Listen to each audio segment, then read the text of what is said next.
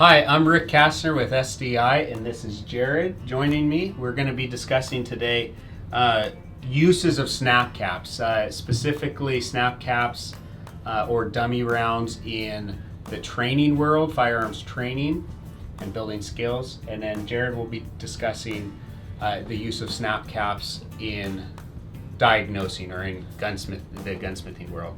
So snap caps are extremely useful when you're training, and right here I have a variety of snap caps. We have a 50 BMG. It just shows you the variety of snap caps you can actually purchase at a gun store just like this one.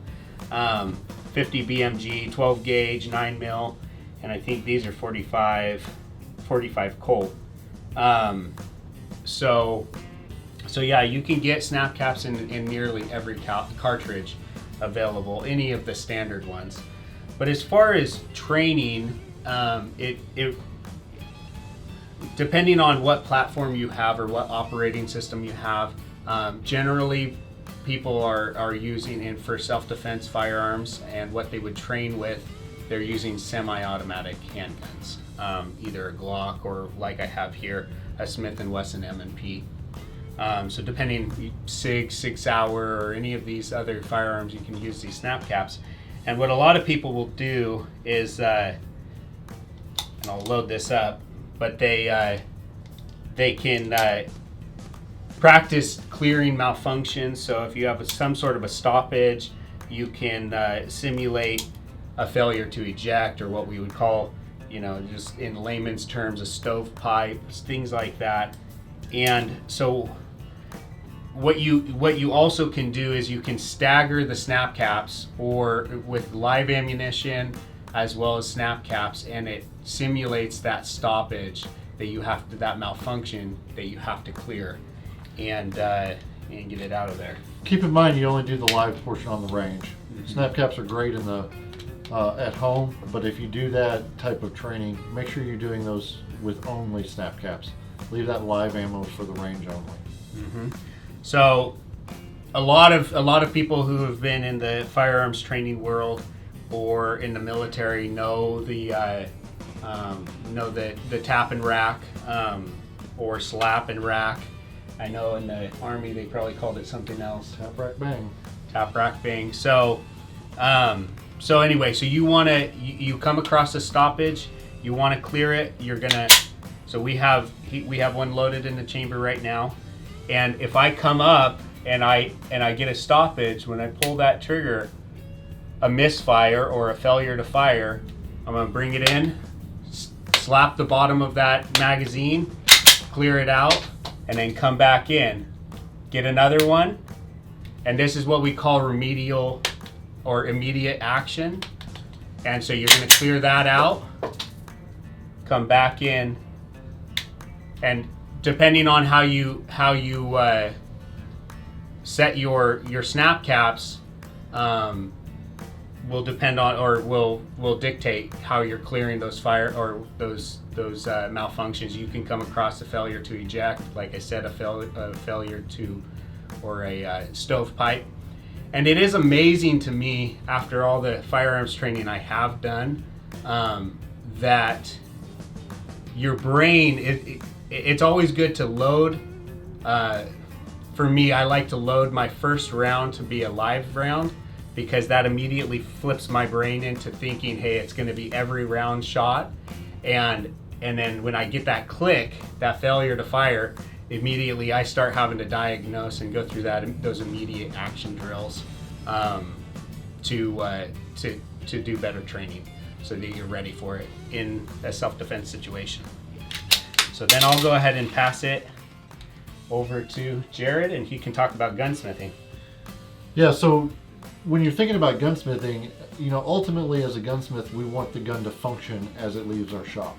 And so in most cases, a lot of the work that we do is going to require a test fire, but there is some work that we do that doesn't require a test fire before it leaves our shop. But it's always good practice to go ahead and make sure the gun functions appropriately. Now, here's a little pro tip for you as a gunsmith. I like to use dummy rounds when I first get the gun and see if it functions correctly before I start working on it, so I know what the state of the firearm is before I even go to work on it. So, you know, taking a magazine, loading up some dummy rounds, I can go ahead, load that up, and then I can test some of the functions that I should expect from this firearm. So I can pull and hold the trigger, I can rack that round out, I can release it. It should feed another one.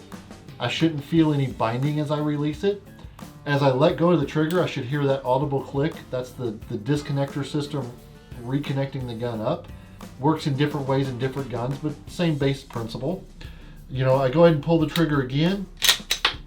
I pull the slide to the rear. It should eject that round, but because I'm on an empty magazine now, it should also lock to the rear. All of these things are things that I should expect to see and hear with a completed firearm. If my gun comes in working, the gun should leave working, right? Basic mechanics, okay? Good mechanics make sure the item goes back to the customer in better shape than it came in. So if it's working, it should go out working, and then we should have completed whatever repair our customer wants. So great things to do there. The other thing that we can do with snap caps is just like in the training aspect, we can induce failures. A really good example of that is during a test fire, especially on semi-automatic firearms, we can go live, snap cap, live round. What that does is that it allows us to test under recoil that idea of a disconnector reset or a trigger reset. And so if I have a snap cap in as my second round, I come up, I shoot that live round into my whatever my test fire scenario or apparatus is. When it cycles, that dummy round now goes in, I can pull that trigger.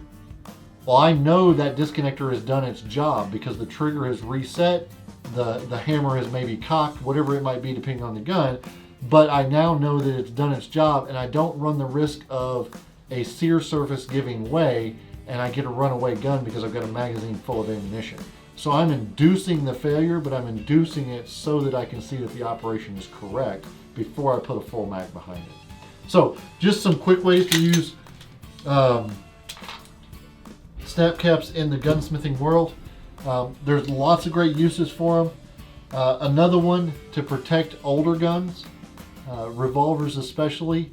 Dropping the hammer on an empty chamber on a revolver because of the way the firing pins were designed as integral to the hammers can be very detrimental. Putting that snap cap in there saves those hammers. 22 long rifles, another great one to have a snap cap in an empty, instead of having an empty chamber, so you don't have firing pins impacting the backs of chambers, that kind of thing.